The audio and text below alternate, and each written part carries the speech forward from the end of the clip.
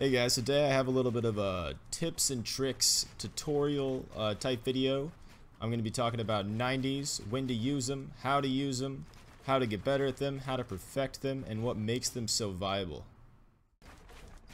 When you're doing your 90s, you want to use floors. So in this clip, you can see I'm not using floors. It can slow you down a lot, and it's a lot less consistent. When you use floor, it almost glitches you upward, allowing you to Harry Potter less and actually go faster upward. So you can see here, if you Harry Potter under your stair, you have a lot more options such as building out or editing through or editing your stair. But when you don't add the floor and you Harry Potter, you get stuck with this awkward edit angle. You aren't as high, so actually building outward loses you an entire 2 floors. And the other option would just be to jump and put the floor you didn't put in the first place. Here you can see a slow motion of me doing some 90s. If you look at my hand movement and my keyboard, that's really what you're going to want to be focusing on. You can see with my hand, I'm doing a circular motion. I'm turning clockwise, so I'm going to be doing a left to right motion.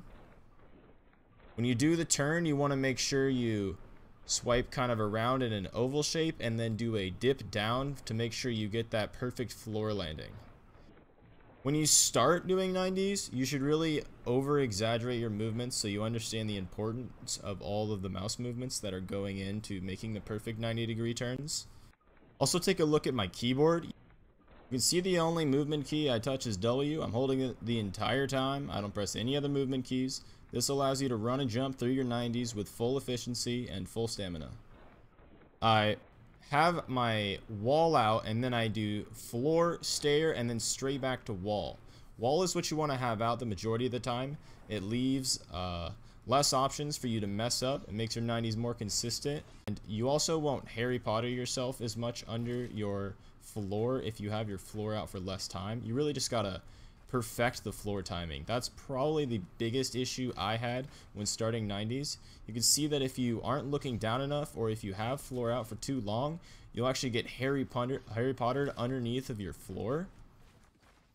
So to fix this, you just want to over exaggerate, look down as possible, and then that's when you want to pull out your floor, place your floor, pull out your ramp, place your ramp, and then switch straight back to your wall. Practice, you just want to start by walking up to where you're going to do the turn, do the mouse movements, over exaggerate everything, try to get the timing.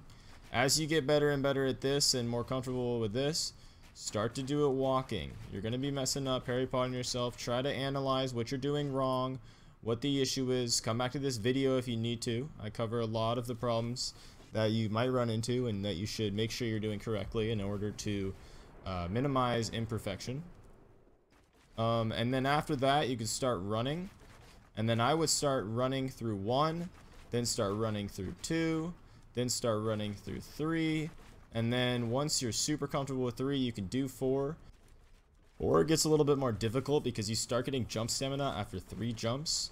So make sure after you're doing your 90s, you want to ramp out to reset your jump stamina and then continue doing your 90s from there. You can also protect your 90s a little bit more by adding a third wall. All you have to do for that is to whip your mouse a little bit harder. So if you're going clockwise with your 90s, whip your mouse to the right more, and vice versa. You can see here the protected 90, that second layer there, adds an extra wall of protection. This is viable in situations where you're ramping out with a ramp above you, and you want to do 90s instead of 180s because it's a lot faster. But when you do the 90, it'll leave a space or a gap for your enemy to take a shot at you. So if you make that first 90 a protected 90, it will completely cover your backside and allow you to do the 2 90s to get higher up than just doing a 180 while also protecting your backside from shots. Start adding 90s into your regular playground routines. If you want to practice them before actually throwing them in game, do some build fights with your buddies. Start trying to win some build fights. You may Harry Potter yourself, you may lose, but that's not the point of them. The point of them is just to get some practice. That's the end of this tutorial. If you want to see some 90s in action, go check out my latest Playgrounds build fight highlight video that I posted recently. There'll be a link to that in the description.